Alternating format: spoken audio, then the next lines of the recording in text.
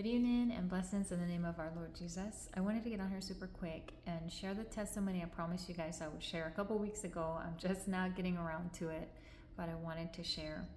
I'll give you a little brief summary of this testimony. It's kind of been in the works since the summer. This sister and dear friend of mine reached out over the summer about what was going on. And for the sake of privacy, I won't share her information, but I did get permission to share her testimony. So in the early summer of this year, 2025, at the time I wasn't aware that I would even be going back home this year at all. And so when she reached out, she had no idea that God was ordaining me to go to Roatan to do a healing conference, which at the time when her and I was having a conversation, we had no idea that this would be what God would ordain later on in the year. So initially when her and I talked, she was sharing what the doctors had found and that the doctors were going to do possibly do a full hysterectomy. She was in a lot of pain and she was really suffering. So right away, her faith is so great in the Lord and she's such a faithful servant of God. Her and I both began to pray and we began to do a fast and we just started to lean on the Lord, and the Lord shared that I would lay my hands on her. And at the time, I didn't know how this would be because I didn't know I would be going back home to do a healing conference. So I just kind of kept that bit to myself.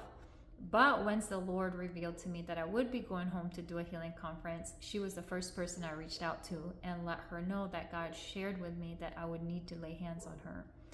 So fast forward, we get to the island, we do the healing conference, and I was looking for her. She was like the first person I needed to see that God had ordained for me to lay hands on, and that he would heal her. And so I did. I laid hands, we prayed, and God healed her. So a month ago, I think it was, almost now, she reached out again and she was uncomfortable and not feeling good again. And God told me that she needed to go get checked. And so I did. I told her, I said, hey, it's time to go to the doctors and get checked. Like, it was just like this pressure in me to keep pressuring her to go get checked. And I just want to share with you what the doctors found this go round. Before I share it, it'll pop up here on the screen. I just want to encourage somebody tonight who is waiting on the Lord for your healing, waiting on the Lord for provision, waiting on the Lord for whatever it is that you might be waiting on him for this evening.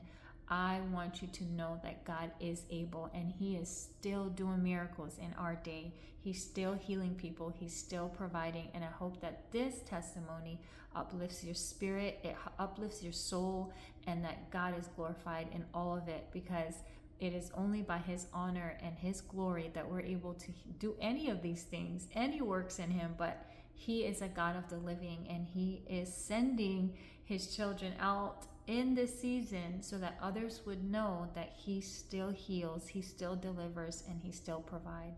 God bless you guys, and I hope that you have a wonderful evening.